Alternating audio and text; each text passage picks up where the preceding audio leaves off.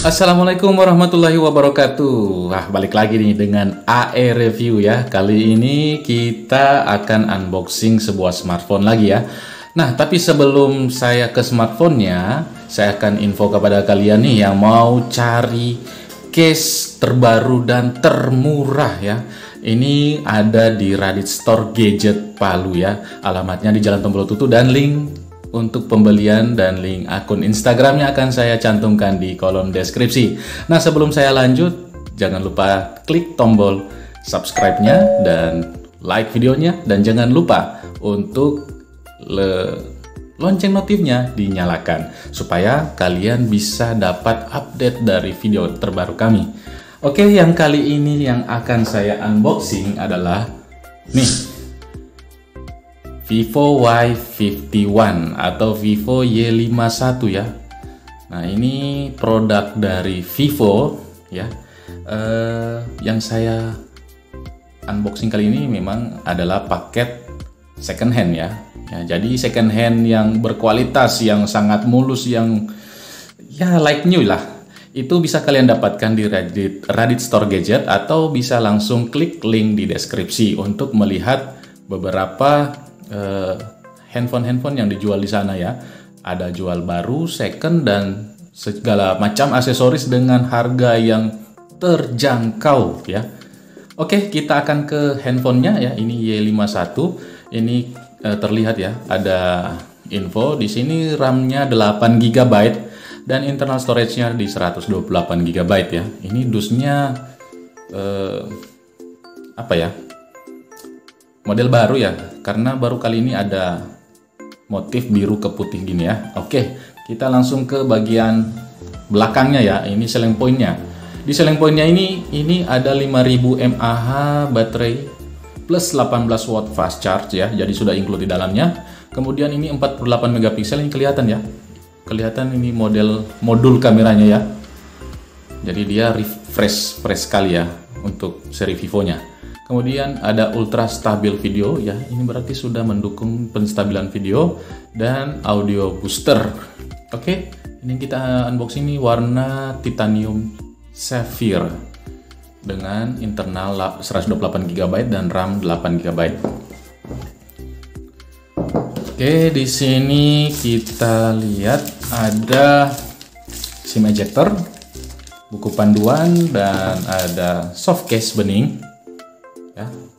Kemudian ada handphonenya. Ini kalau dilihat-lihat kayak baru ya. Ya memang kayak begitu. Ini memang penjualannya, semua handphone yang dijual itu like new. Jadi sudah melewati yang namanya quality check ya. Jadi ini memang tidak ada problem, tidak ada masalah, dan biasanya yang masih garansi. Oke, ini kita dapat kabel charger ya. Pastinya sudah Type C ya. Dan including sama batok casnya yang 18 watt maksimal. Oke, kita rapikan dan kita akan langsung fokus ke handphonenya. Oke, ini saya sudah nyalakan dan sudah install beberapa aplikasi untuk melihat performa dari software dan hardware-nya ya. Tapi sebelum ke software dan performanya, kita lihat dulu dari sisi sampingnya. Di sini ada tombol power including dengan fingerprint ya. Kemudian di sini ada tombol volume up and down. Kemudian di atas ada mikrofon. Ya, mikrofon. Kemudian ada SIM tray. Oke, SIM tray-nya di sini kita akan lihat ya.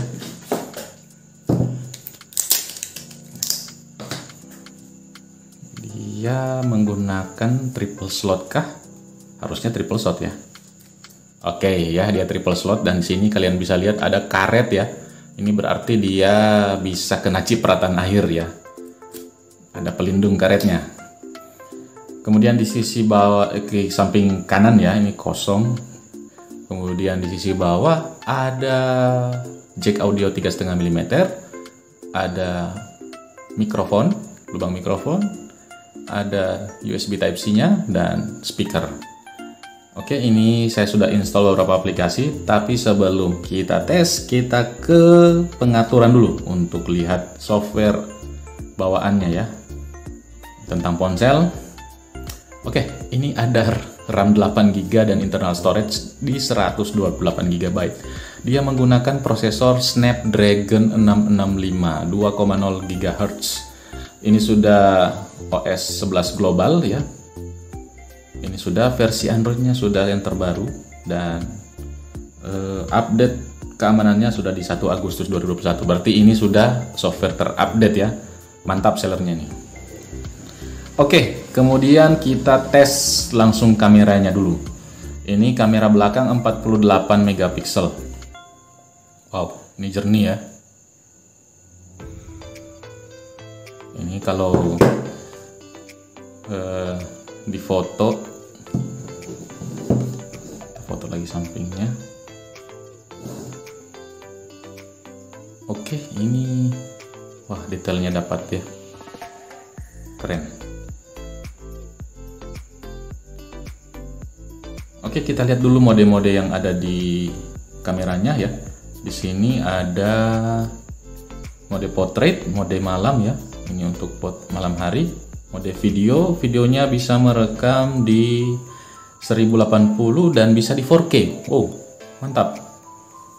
Ya, kemudian ini lainnya ada mode AI 48 megapiksel, ada mode pano, ada foto live, ada gerak lambat, slow mo ya, time lapse dan mode pro.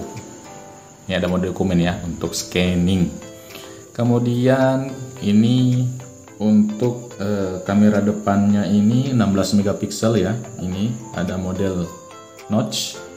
Kalau di kamera belakangnya ini dia 48 megapiksel ya.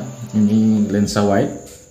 Kemudian 8 megapiksel ultra wide ya, bagus. Ada lensa ultra dan 2 megapiksel untuk makro. Ini bisa merekam sampai 4K ya, dan dia ada ACE electric stabilizer-nya ya. Oke, kemudian kita akan lihat intip sebentar hardware-nya atau software-nya juga di AIDA 64 sistem.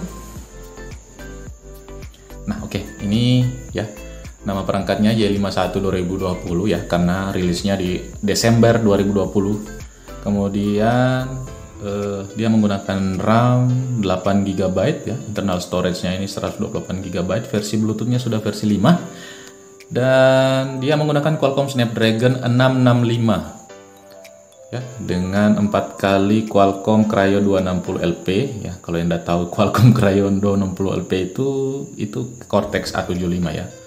Kemudian 4 kali untuk low performance-nya di Cortex A55 atau Cryo 260AP. Kemudian dia menggunakan fabrikasi 11 nanometer, sudah 64 bit dan inti CPU ada 8 core.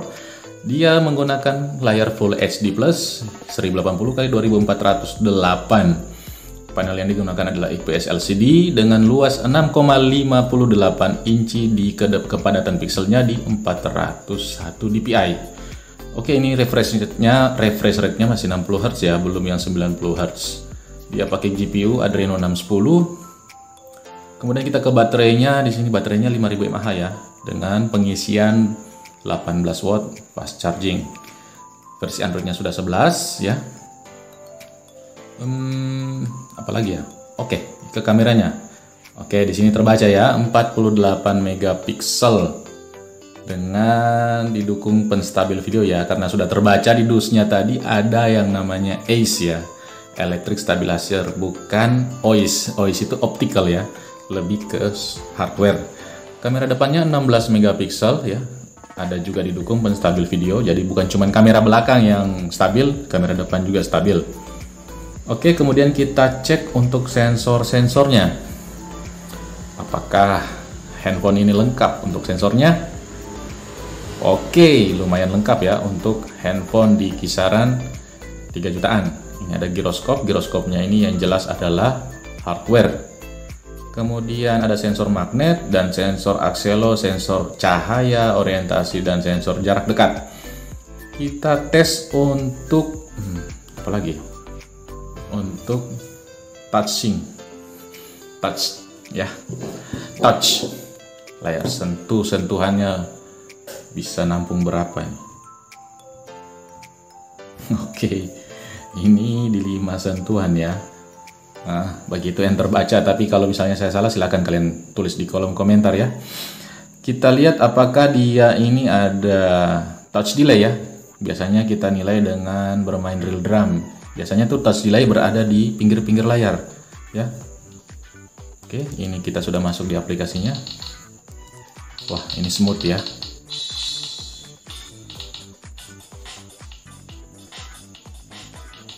Oke, kita coba di pinggir-pinggir.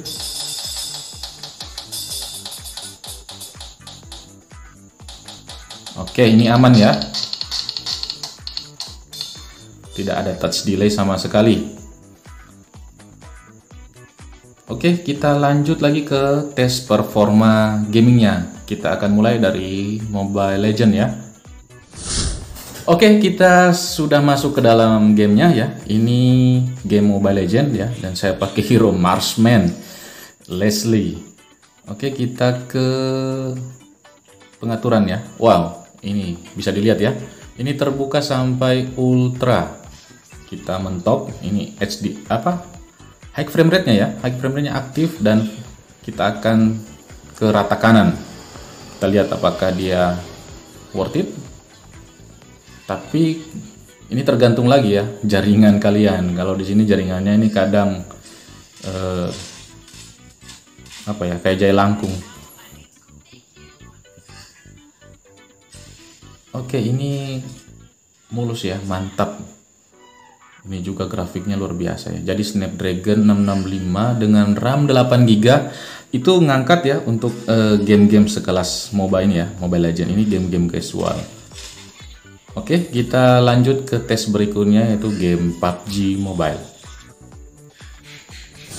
Oke, ini sudah masuk di dalam gamenya ya. Sekarang kita akan cek untuk grafik yang ada di Vivo Y51. Oke, ini grafiknya bisa di balance medium ya, mentok di balance medium ya. Sayang sekali ini adalah Snapdragon 665 tapi bisa mentoknya di balance medium ya. Ini mungkin dari developernya belum unlock ya untuk bisa ke high. Ini bisa di smooth high ya. Kemudian kita akan aktifkan juga untuk sensor gyroscope apakah ada delay atau tidak. Oke, ini sudah. Kita akan cek ya. Oke, ini responsif ya untuk sensor giroskopnya.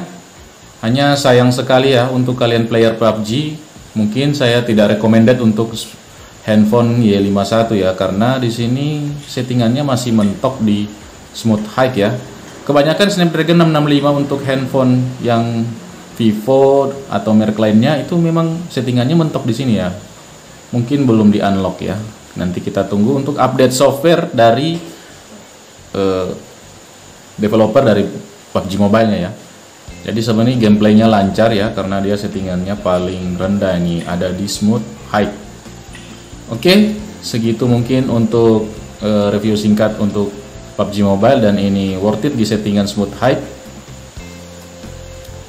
Dan kesimpulannya, apakah ini worth it?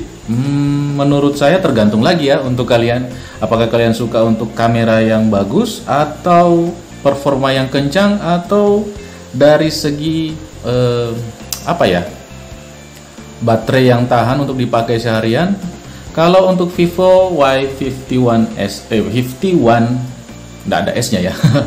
Untuk Y51 ini saya rasa ini cocok untuk pemakaian casual, bukan untuk game berat, dan untuk yang suka kamera ya, terutama ibu-ibu nih pasti demen dengan yang namanya kamera. Ini cocok dengan handphone ini. Dan segitu saja mungkin dari saya pamit undur diri. Tapi sebelum saya undur diri, sekali lagi saya ingatkan ya, untuk kalian yang belum subscribe channel ini, silahkan subscribe untuk AE Review. Dan jangan lupa di-share kepada teman-teman kalian untuk video, agar nanti kita tetap lebih semangat lagi membuat konten-konten yang lebih menarik dan lebih bermanfaat untuk kalian semua. Jangan lupa juga di-like dan lonceng notifnya dinyalakan, sehingga kalian dapat update terbaru dari video kami. Oke, saya undur diri. Wassalamualaikum warahmatullahi wabarakatuh dan ciao.